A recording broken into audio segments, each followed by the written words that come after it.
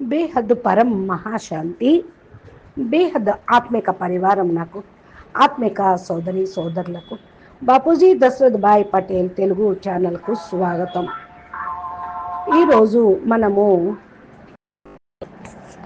ఆధ్యాత్మిక మార్గంలో కామ క్రోధ లోభ మోహ అహంకారాలు ఎంత మహాశత్రువులుగా, ఎంత అధో పాతాళానికి అవి సాధకుల్ని తీసుకొని వెళ్తాయో అనే విషయం మీ అందరికీ తెలిసిందే. దీనిలో ముఖ్యంగా 3 కామ క్రోధ లోభాలు, ఈ 3 నరక ద్వారాలు అని పరమాత్మ గీతలో కూడా చెప్పడం జరిగింది. అయితే మరి ఈ 3 దుర్గుణాలు చేరి జీవుణ్ణి పాతాళ లోకానికి అణగద్రొక్కేస్తూ ఉంటాయి. మరి లోభంకి సంకెళ్ళు ఏంటి అంటారా? లోభం అంటే పిసిరు కొట్టుతనం, లోభికి త్యాగబుద్ధి ఏమాత్రం ఉండదు అనే అనుకుంటూ ఉంటారు. డబ్బు కూడబెట్టి అకస్మాత్తుగా కన్ను మూస్తాడు. బతికుండగా తాను తినడు, ఒకడికి పెట్టాడు. నిధిని సర్పంలాగా కాపలా కాచినట్లు తన డబ్బుకు అతడు కాపలాదారిగానే ఉంటాడు, కానీ దాన్ని వినియోగించడు. అలసిపోయినా ఓపిక లేకపోయినా జీవితాంతం వరకు ధనరాశుల్ని సంపాదించి కన్ను మూస్తాడు. చివరికి ఆ ధనం ఎవరికో మరి ఒకరికి చెందుతుంది. ధర్మం, రాజు, అగ్ని, దొంగ వీరు నలుగురు డబ్బుకు వారసులు. వీరిలో జ్యేష్ఠుడైన ధర్మానికి ఆ డబ్బులు ఖర్చు పెట్టకపోతే తక్కిన 3 తమ్ముళ్ళు కోపగించి ఆ డబ్బును స్వాధీనం చేసుకుంటారు. అంటే ఏంటి? ధర్మానికి ధర్మో రక్షతి రక్షత అంటూ ధర్మానికి యజ్ఞ యాగాదులకు మరి పరుల కోసం ఏదైతే ఎంతగా మీరు దానం చేస్తూ ఉంటారో అది మీ ధనం సద్వినియోగం అయినట్లు. అదే గనక చేయకపోతే ఇక రాజుగారు, అగ్ని, మరి దొంగ ఈ విధంగా దోచుకుంటూనే ఉంటారు. అందుకనే వాస్తవంగా ఏమని చెప్తూ ఉంటారు అంటే, ఎవరు సంపాదించినటువంటి సొమ్మైనా రాజుల పాలు, రాళ్లపాలు, అగ్నిపాలు, నీళ్లపాలు, దొంగల పాలు అవుతూనే ఉంటాయి. కానీ మరి పరమాత్మ పాలు చేస్తే అవి సద్వినియోగం అవుతాయనేటువంటి విషయం ఇక్కడ మనము రేపటి తరం వారికి కూడా చెప్పాల్సిందే కదా. అందుకనే ఇక్కడ మరి నేను కర్మలను చేయకుండా మానేస్తే ఈ లోకంలో అన్నీ నశిస్తాయి, అల్లకల్లోలం అవుతాయి అని కూడా అంటూ ఉంటారు కృష్ణుడు. అంటే ఏంటంటే కర్మయోగం గురించి కూడా పరమాత్మ అందుకే చెప్పడము జరిగింది. ఎందుకంటే జీవన్ముక్తి పొందటానికి కర్మయోగము చాలా ముఖ్యమైనది. కనుక మనము ఏదైతే వింటూ ఉన్నామో అది మరి 3 లోకాల్లోనూ చేయవలసిన కర్తవ్యం అంటూ కొంచెం కూడా ఏమీ లేదా అని చాలామంది అడుగుతూ ఉంటారు. ఇక్కడ చూడండి, మనము ఏదైతే మరి కర్మయోగం గురించి పరమాత్మ మనకు చెప్పినవి, మానవులు ధర్మం గురించి తెలుసుకోవాలంటే వారి పెద్దలను, పురోహితులను, జ్ఞానులను ఆశ్రయించాలి అంటారు. వారి ఆచార వ్యవహారాలను అనుసరించాలి. ఇదే 3వ ప్రమాణం.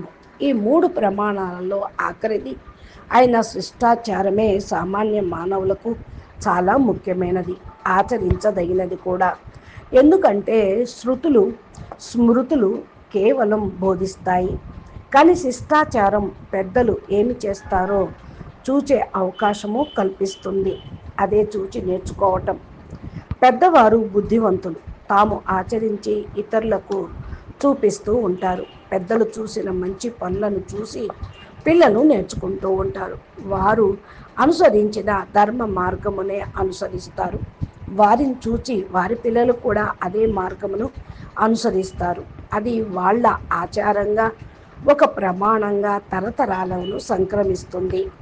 ఈ శిష్టాచారము ఎవరి వద్ద నుంచి నేర్చుకోవాలి అంటే, మనకు నలుగురు గురువులు అంతే శ్రేష్ఠులు అని అన్నారు. వారిలో మొదటిది తల్లి మనకు మొదటి పాఠం నేర్పుతుంది అంటూ ఉంటారు. తండ్రి మంచి పనులు ఆచరించి పిల్లలకు నేర్పుతూ ఉంటారు. తర్వాత గురువు మరి కేవలం పిల్లలకు పాఠాలు చెప్పడమే కాదు, ధర్మాలను తాను ఆచరించి చూసి పిల్లలకి చెప్పేది నేర్చుకుంటారు అని. తర్వాత రాజు అంటే పరిపాలించేవాడు. రాజు ధర్మాత్ముడు అయితే ప్రజలు కూడా ధర్మం ఆచరిస్తారు. రాజు లంచగొండి అయితే ప్రజలు అదే మార్గాన్ని అనుసరిస్తారు. అందుకే యథా రాజా తథా ప్రజ అనే సూక్తి వచ్చింది. ఎవరికైతే తల్లిదండ్రులు, గురువు, రాజు ధర్మాచరణలో తమ పిల్లలకు, శిష్యులకు, ప్రజలకు రోల్ మోడల్గా ఉంటారో అతడు తప్పకుండా ధర్మాత్ముడు అవుతాడు. ఆ రాజ్యం రామరాజ్యం అవుతుంది. ఈ సూత్రం ఈనాటికి అన్వయించుకుంటే మన మంత్రులు, పాలకులు నీతిగా ఉండేవారి కింద అధికారులు, ప్రజలు నీతిగా ఉండరు.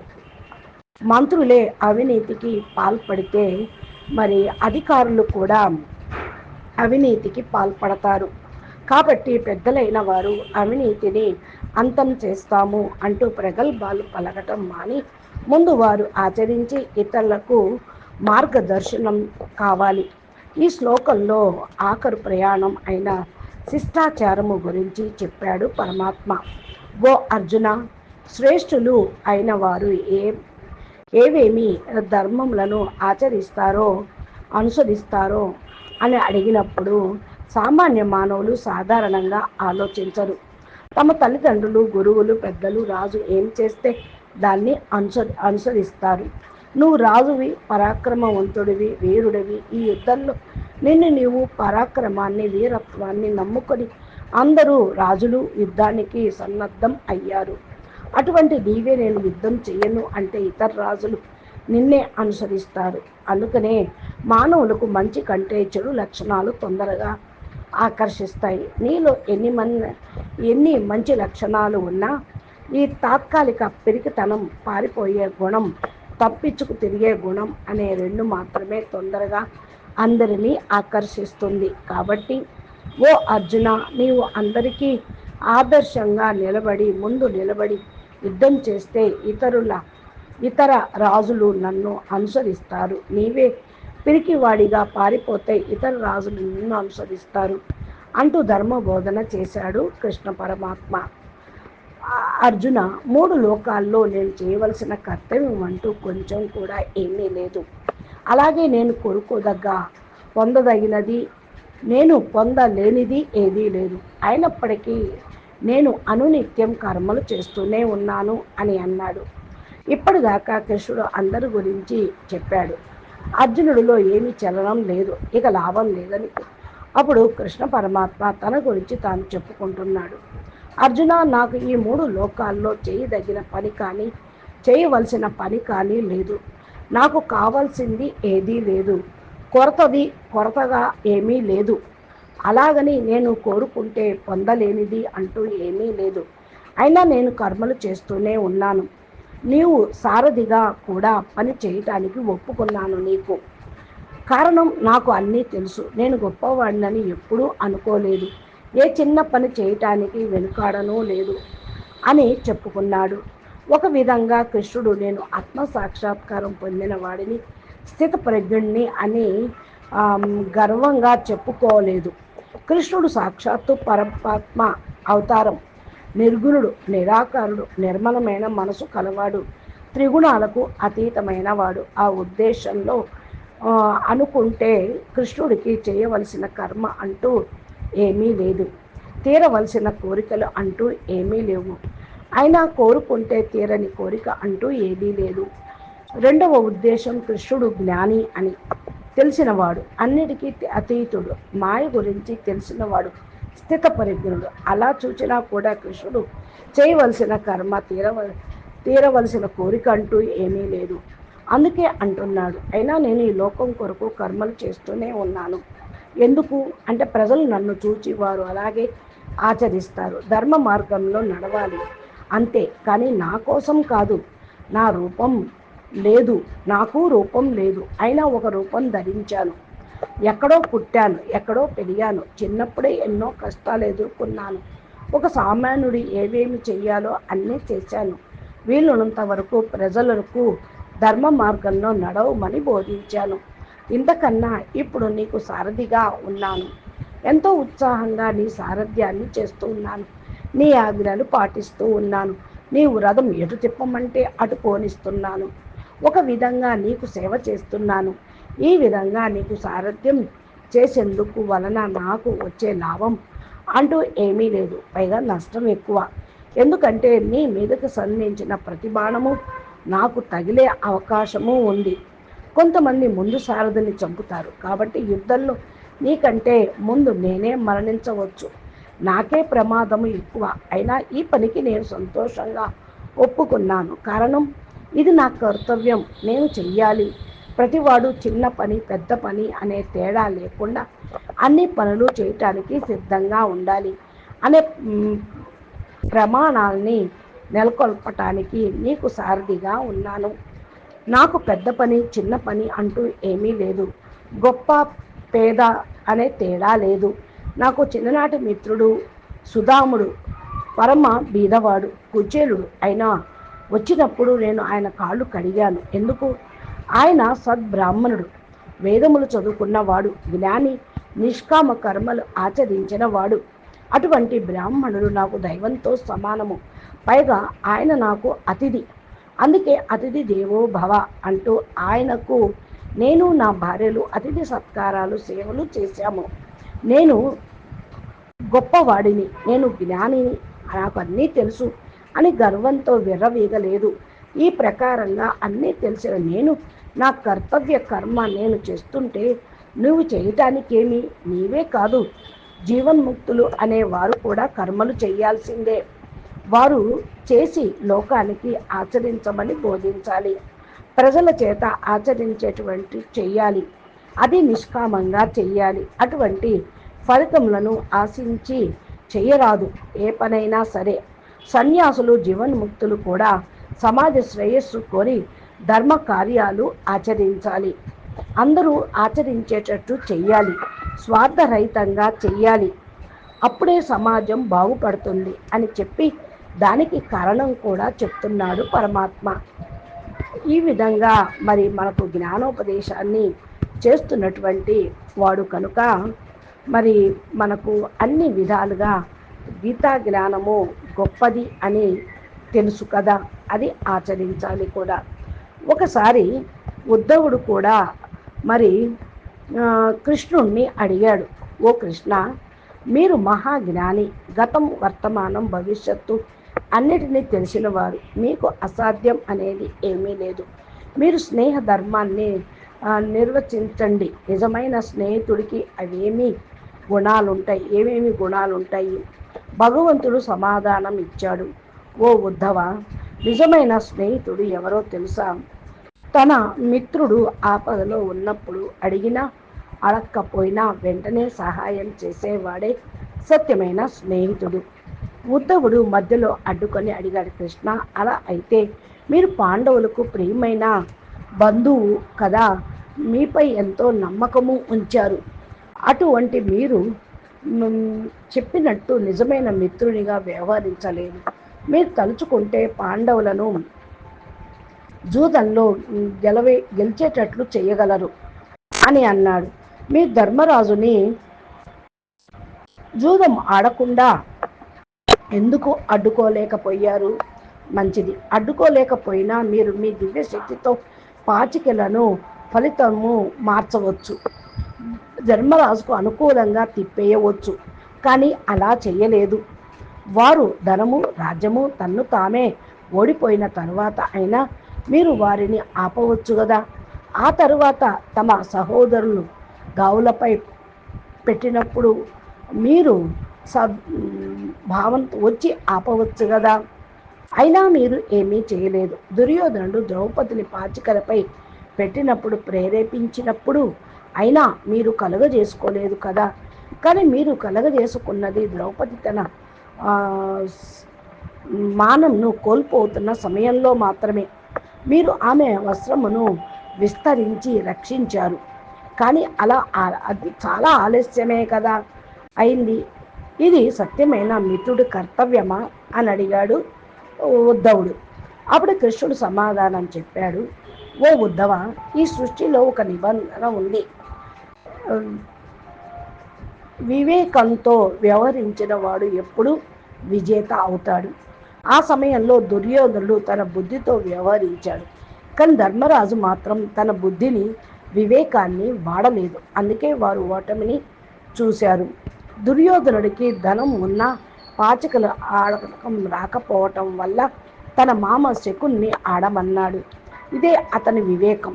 ధర్మరాజు కూడా ఇదే తీరులో వివేకంతో వ్యవహరించి ఎవరినైనా తన తరపున ఆడమని చెప్పవచ్చు, లేదా నన్ను శ్రీకృష్ణుడు ఆడమని చెప్పవచ్చు కదా అని అన్నాడు. ఒకసారి ఆలోచించు, శకుని మరియు నేను ఆడితే ఎవరు గెలిచేవారు? పాచికల ఫలితం ఎవరి పక్కగా ఉండేవి? ఇది కూడా పక్కన పెడదాం. వారు నన్ను ఆడమని కోరలేదు. అది క్షమించదగ్గ పొరపాటు. కానీ ప్రధాన పొరపాటు ఏమిటంటే వారు నన్ను సభకు పిలవవద్దని ముందే ప్రార్థించారు. వారు నన్ను దాచిపెట్టి జూదం ఆడాలనుకున్నారు. అదే వారి దౌర్భాగ్యం. వారు నన్ను పిలవకుండా నేను వచ్చేయకూడదని ప్రార్థించినందుకు నాకు సభలోకి ప్రవేశం లేదు. రావద్దనే అన్నారు కాబట్టి నేను చాలాసేపు బయటే ఎదురు చూశాను. కానీ వారు నన్ను పిలవలేదు. వారు తమ దోషాల్ని ఇతరులపై వేస్తూ దుర్యోధనుని దూషించడమే చేశారు. దుర్యోధనుడు ద్రౌపదిని చీపురు గిల్లుతూ సభలోకి లాగినప్పుడు కూడా ఆమె నన్ను పిలవలేదు. ఆమె తన శక్తితో పోరాడిందే కానీ దుశ్శాసనుడు ఆమెను వివస్త్రం చేయాలని ప్రయత్నించినప్పుడు ఆమె హరి హరి అభయం కృష్ణ అంటూ నన్ను పిలిచింది.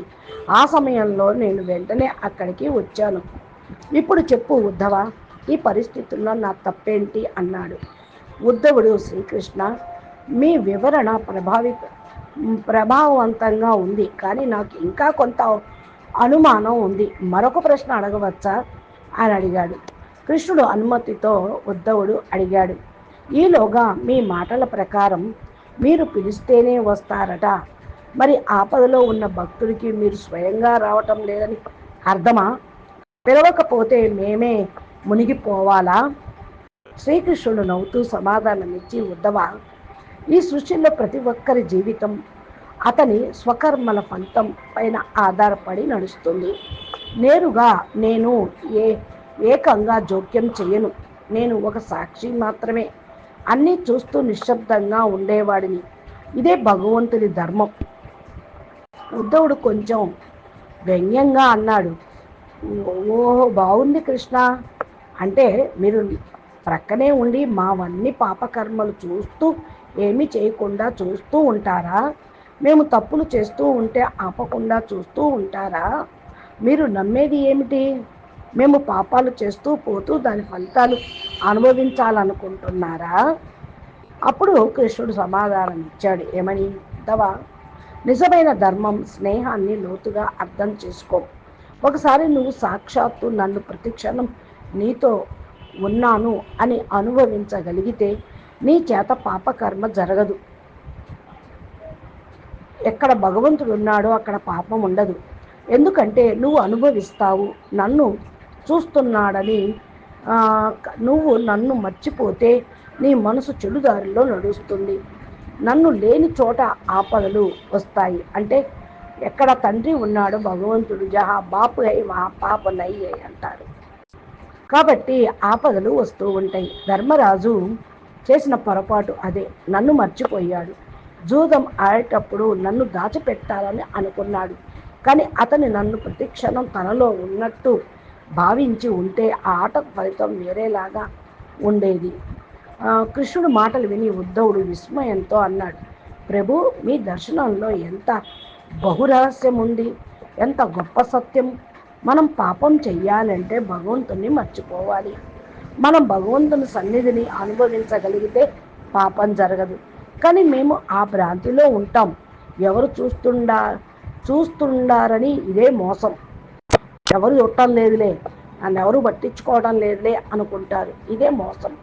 భగవంతునిపై నమ్మకం, ప్రార్థన, పూజలు మన విశ్వాసం. ఒకసారి మనం విశ్వసించటం ప్రారంభిస్తే భగవంతుడు నన్ను చూస్తున్నాడు. ఆయన లేనిదే చీమ కూడా, భగవంతుడు ఆజ్ఞ లేనిదే చీమైనా కుట్టదు, చీమైనా కదలదు అన్నప్పుడు ఆయన ఉనికికి మనం అనుభవించగలం.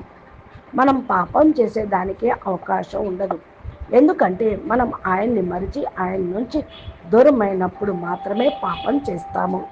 అచ్చా, పరం శాంతి. నమస్తే, ధన్యవాదాలు. బేహద్ కే బేహద్ పరం పరం పరం. महाशांति है, महाशांति है, महाशांति है.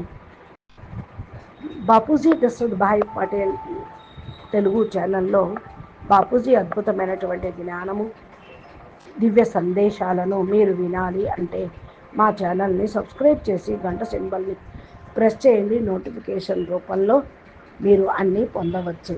అచ్చా, పరం శాంతి. నమస్తే.